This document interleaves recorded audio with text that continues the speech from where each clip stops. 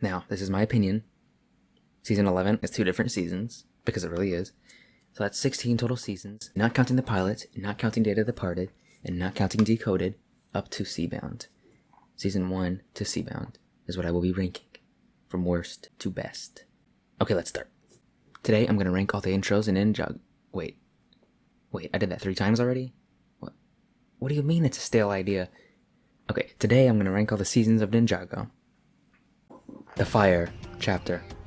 Who wrote this trash? This season is just so boring.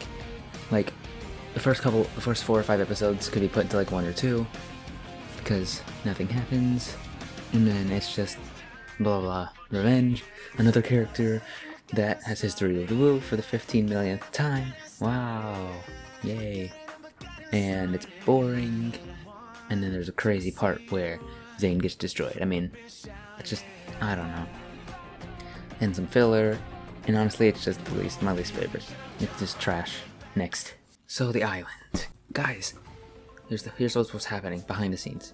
Guys, we need to make a season, but like, we bring Clutch Powers back, and there's an island with a disc. And some stuff happens, and it turns out to be a scam. And this season as a season, it sucks. It goes better with 15, but just, it's boring and nothing happens, and I don't know. Next. So, Hands of Time.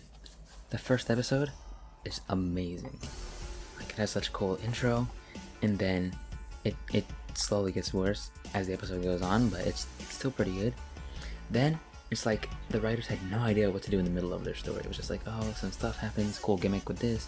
Oh my gosh, we're gonna have a boring lesson where they learn a lesson, and it's not as cool as how they used to learn lessons in season 1 and 2. And then, but the ending is good. But yeah, it kind of feels low budget. It isn't as great. The start and end are good.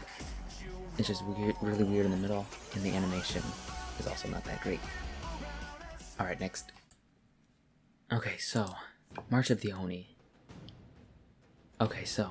March of the Oni. It's like the island, but if it was actually, the island was actually told good. It's like the island, but if it was actually told good, like with episodes. Like, it feels done well. The whole thing where it seems like Cole died but he didn't is kind of weird, but it's alright, I guess. And they kind of bring back some things. They don't have too much time, but it is nice to get a nod to season 6. And I guess it's an ending with the tornado and they win. It's kind of anticlimactic, and then the whole thing at the end is really weird, where it's like, how long has that guy lived, and wasn't he just a normal guy, and but anyway, it's super confusing, and it's a decent ending leading into season 11, which is not the best beginning. Anyway, moving on. Alright, season 1. Now this is a classic. I mean, what can I say? It ain't bad. Every season after March of the Oni is pretty decent. March of the Oni was already pretty decent, actually. I mean, yeah, it's a lot of focus on snakes, which is not the best, but it's not, it's not terrible, but... And Garmadon, I think, if I remember right, then he is like in a couple of episodes, but they handle the story with Lloyd pretty cool. And then it turns out that he'll have to fight his father, which is pretty crazy. And it's just a great first part to a 2-part season that was written pretty tightly, except for season 2 wasn't written very tightly, but we'll get to that later. Next. The Ice Chapter. Oh my goodness, season 11, you redeemed yourself. That is so much better. Not only is the story told pretty cool, it's like, oh, they're stuck and I've got to figure out what they're doing. Where is Zane? What the heck is with this Ice King? I mean, even the filler, even the so-called filler, is not that bad. Like, there's a backstory episode, not bad. There's a useless episode that takes place back in Ninjago, which sucks because they just completely disrespected season 5 in its finale by defeating that enemy in like 2 seconds with a robot. No, that's disrespect. But the whole rest of the season was amazing. The flashback that shows how what happened to Zane happened is really cool. It's crazy how it's been 40 years because he's a robot, and It's just so cool how that happened. And then going back, it's just a pretty good season. Of course, the ending is not too very strong after. It's just like, oh yes, this is the end. Just out of nowhere, a little bit, like in the last 2 minutes or so. Because mostly I was just hyped for Prime Empire after that. But yeah, I mean, not a bad season. And, I mean, pretty good. Season 2. Now this is another classic. And honestly, it could have been higher on this list if it wasn't for the first half. And I know everyone has talked about this to death, but basically it's like Garmadon at the beginning of the season forms this mega weapon. To tries to use it to stop the ninja. The ninja stop him. The next day he gets an idea of how he can stop the ninja. The ninja stop him. This process goes on for about 6 to 8 episodes. And then the season gets good. It kind of sucks. Like, why did they need 13 episodes more?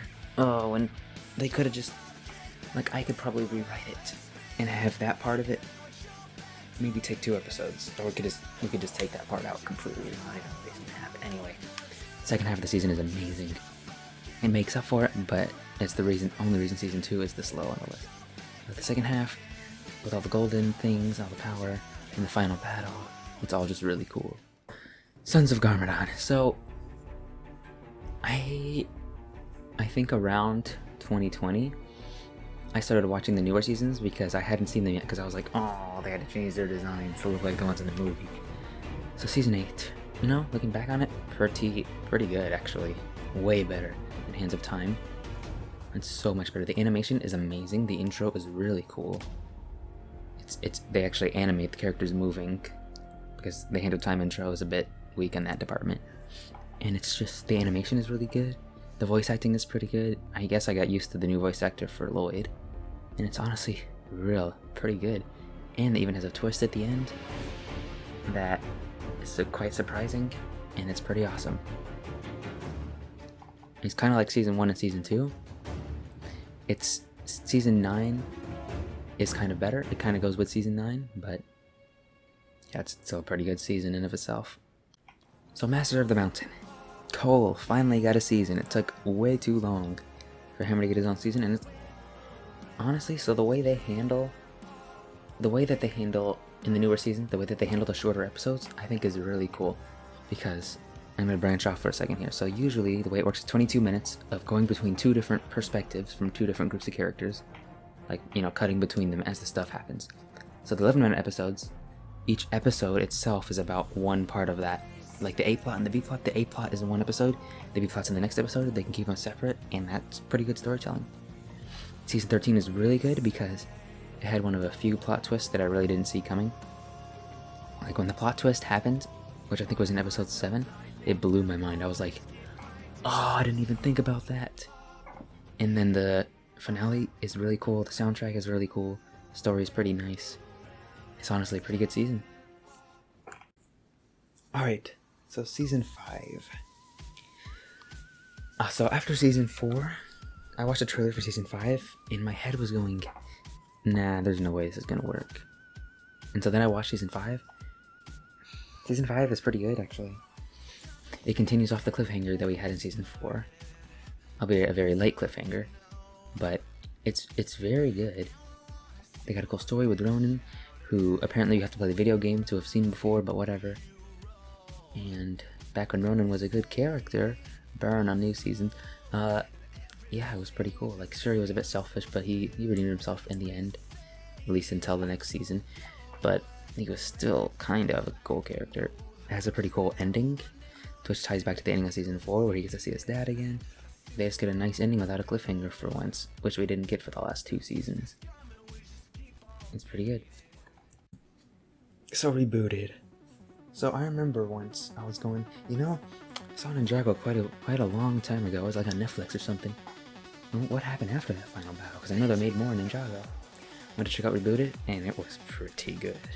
8 22-minute episodes, which is a pretty good length, the same as 16 of the newer episodes, which a lot of the seasons are doing, which is nice. I mean, honestly, it's pretty good. The technology theme is cool.